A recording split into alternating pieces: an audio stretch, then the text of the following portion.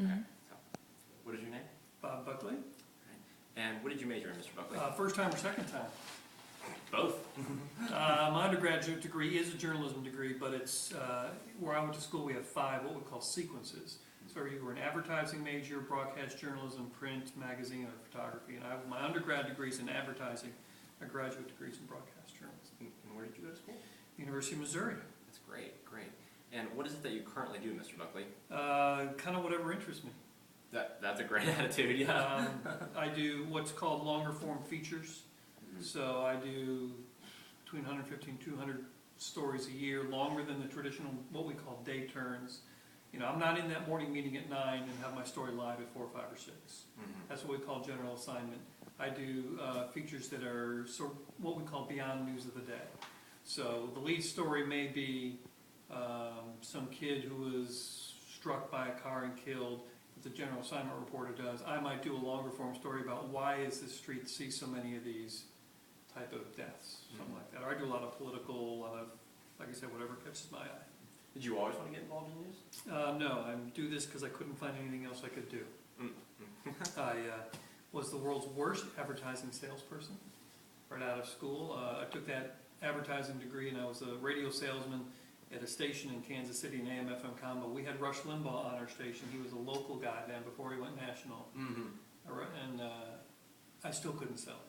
You can imagine how big Rush's ratings are, whether you're a fan of it or not. The man has listeners. Right. So one day the general manager calls me, and the general manager's only like 2 years older than me. He's like 25. And he says, "You're not selling much advertising, are you?" "No, sir, not really." "Where do you spend your time?" "Well, I hang out with Rush and the guys in the newsroom a lot." He said, "Go home and think about that." That's all he said. Go home and think about it. What he was very sharply, for a kid 25 to be this sharp, what he was saying was, don't make me fire you. You're in the wrong line of work.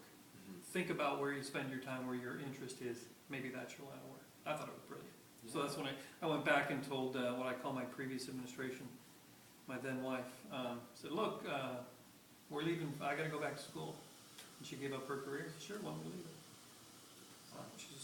She actually had a better career than I did, but that's another story. Describe to our students what your average day is like. Ain't no such thing. Not in journalism, especially in my thing. You know, someday, because I anchor a lot too, some days I'm in at 3 in the morning to anchor the morning show. Sometimes I stay till 11 at night, anchor in the evening shows. When I'm doing my, I put together these sort of what we call calendars. Every couple of months I'll come up with about 30 story ideas. We arrange them on a calendar. I start cranking them out. I start calling the individuals who are in the stories, setting up the shoots, go do the shoots, come back, log everything, write everything, get it edited. Wow. So it's a little bit of everything each day. No such thing as an average day. None. Yeah. What is it that you like most about your job? That I'm not tethered to a desk.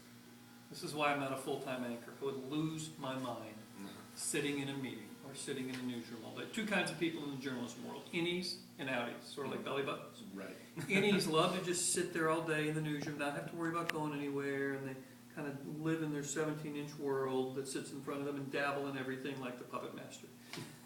The rest of us who feel our blood pressure rise in the morning meeting can't wait to get the hell out the door. Just get out, think about my 3 to 5 minutes that I'm working on, master that, perfect that, and go meet new people.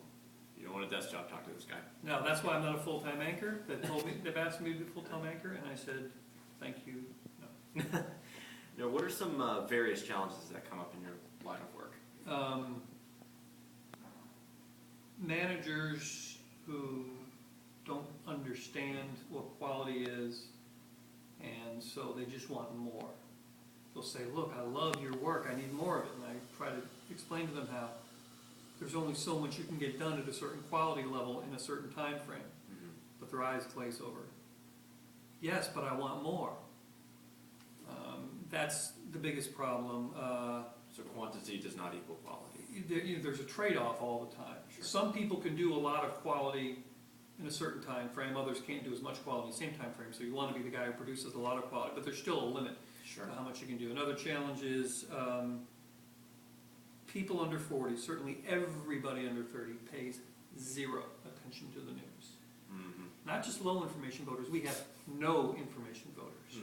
And they think, you say, well, how do you stay informed? Well, I don't have to seek out the news. The news seeks me out. It's on Facebook or Twitter or Instagram Right. if it's important. That's how you inform yourself. Yeah. And this is how we get elections like we've had in the last few election cycles. Because people don't have any clue about what's going on. So either a senator or a president or a congressman can say X, and you don't know if it's true. No. Obamacare saved the world. Oh, okay, well, good. Yeah. Is that true? Well, I don't know. And it may or may not be, but it's like But you don't know. You don't know, right? How important is it for you to come into the studio ready to work in a team environment? I can't even believe we would ask that because it is so essential, and I think you know that. Mm-hmm. Absolutely. And, you know, people early in their career are always worried about, I got to protect my little career, and I want to make sure I look the best. I guarantee everyone else knows what's going on. And if you are the guy who helps everyone else succeed, they will help you succeed. I learned that very early in my career. Someone taught me very early at KOMU, that station that we own at University of Missouri. Mm-hmm. They said the directors, the photographers, the producers will save your life if you understand what their challenges are and you help their day be easier. I suppose it's one of those things where, that's something you hear at school all the time, is that be ready to work in a team environment and that sort of thing. It almost sort of cheapens the phrase, sort of, Yeah. but in reality, it is quite important. Do it quietly without drawing attention to yourself, and you'll be amazed because you know everyone else notices it. Right. You don't have to say, hey, look what I did. Absolutely. Does the newsroom ever get a little too hectic for your taste? No. I don't know how they live in newspaper newsrooms, because we have a bureau in the Winston-Salem Journal newsroom, and it's like a morgue. No. When I go over there and go, are you alive? Then just sits there and quietly. No, noise is great. People in TV news, at least the successful ones, are almost all adrenaline junkies. Really? And they need that. It's like our coffee coming to hear that noise and that mayhem. What would you say are some points of advice you would give to someone who has an interest in getting involved in what it is that you do? Develop a passion for being informed. Learn how to write. I'm amazed at the people who cannot speak their mother tongue, nor write it. By the way, one of my biggest grammatical pet peeves is singular to be verb modifying a plural. There's 3 reasons why. There is 3 reasons why? Really?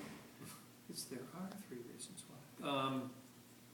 There's no substitute for excellence. There's tons of mediocre out there. There's tons of pretty good. Nobody pays for pretty good. They pay for excellence. And like I tell kids all the time about, I've got, I think, 18 Emmy nominations. It's not that hard to be better than 99% of your competition and get an Emmy nomination. But it's really hard to be better than 100% of your competition and win that Emmy. I do have 3 of those, but the top 1% is really good. Wow, that's excellent. And you have to shoot to be better than that top 1%. Congratulations on your success. Yeah. Well, you pay the judges enough money. It's not true. Where do you see yourself in 10 years? Hopefully retired. What do you think? I mean, hey, if that's what you want to do, hey. No, I mean, I would like to take the current job and sort of on a glide path to retirement. But my retirement date, according to Social Security, is Christmas Day 2028. What's that, 14 years and a couple of months? We'll see if I make it that far, because the industry is to some degree crumbling. My uncle retired at 35, so the goal is to beat Dude, 35. I'm way past that. Yeah. What did he do? Rob banks? Sock business, textiles. God, I wish I'd gotten in a sock business. How do you plan on hitting that retire date? I don't know. I literally think about it every day. About making yourself valuable to the people who employ you or where you want to go. I would get out of the business if the right job came along, but I haven't seen the right job. The jobs between $65,000 and $135,000, those are the ones that have disappeared the last 30 years. The top end is still doing really well. There are plenty of jobs that don't pay very well. There's not all that much in the middle, and that's the challenge. What else I was going to tell you about that? But one thing here, there we're talking about the grammar. I just plan on getting THERE. Yeah. You just gotta, like I said, keep making yourself valuable and figure out where the niches are. And I don't know where this industry is going to be. I think it will work itself out and be better. I think people will want content producers in 10 years. They will look back to today, businesses, and they'll say, why didn't I hire someone, like me or some similar, who could produce? You don't have to wait for the news to come do your story anymore, if you have whether it's a business or anything, because you can produce the content yourself and send it out to the people you need it to. And I just don't think CEOs who are all, my age or older, they don't see it yet, I don't think. Tell us an interesting story from your work experience. I'm sure you've got tons of them. Well, it depends on what type of genre. Usually I do have so many on the tip of my tongue. From the current job I do, because I had a really cool job in high school. Yeah, no, please, yeah. I was an usher. In Chicago, this goes back to the 1930s. There's a guy named Andy Frame. He's at a Cubs game. The Cubs game, Chicago Cubs baseball. The Cubs game is mayhem. He goes to Mr. Wrigley, the gum company guy who owned the team, and said, I can control this crowd for you. All right? Fine, try it. So he starts this ushering company. So in Chicago, where I grew up, when I grew up, one company, Andy Frame, was crowd control at everything from a private party at someone's home to the biggest rock concert or athletic event. So that was I worked for that company. My sister worked for him before me, and so she paved the way. And so I was backstage. You don't maybe not remember the band called Boston? So there was a big band in the 70s, 80s. I was backstage about that close to doing shots with the band until my boss walked through the door. Got a whole bunch of other people I could talk about that you probably don't know because they're before your time.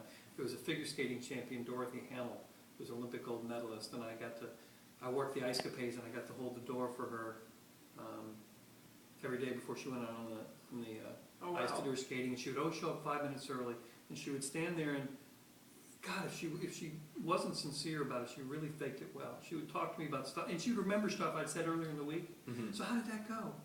Why do you care? You're the Olympic gold medalist. Yeah. And I got to work in the dugout for the Chicago Cubs, so that was a really cool job. Wow. The current job, I've gotten to interview a few presidents. I was the only local news reporter I know of who in 2008 got to interview Hillary Clinton one-on-one, Barack Obama one-on-one, and John McCain. Wow. First one, I got to interview John McCain. His campaign was about as low as it could get, and he would take anyone who was willing to talk to him. So that's kind of cool there. That's excellent. Would you like to give a shout out to your family and friends? And coworkers as well? The coworkers are lovely, and Dandy really is a good place to work. No place is perfect, but I've never seen a newsroom that works better than ours, and that's a credit to everyone in there, not just the managers. The family's cool. We got 4 kids. Can you believe it? Who can afford 4 kids anymore? Congratulations. I've got a lovely bride who's been all the hit of Facebook because of some of the pictures she's been posting lately. I'd have to show them to you. It's nothing terrible. Right. But they are kind of fun. Well, thank you so much for joining us, Mr. Buckley. I appreciate Pleasure. it very much. And be sure to listen to Mike and Slane at night on Friday nights from 8 to 10 p.m. Thank you.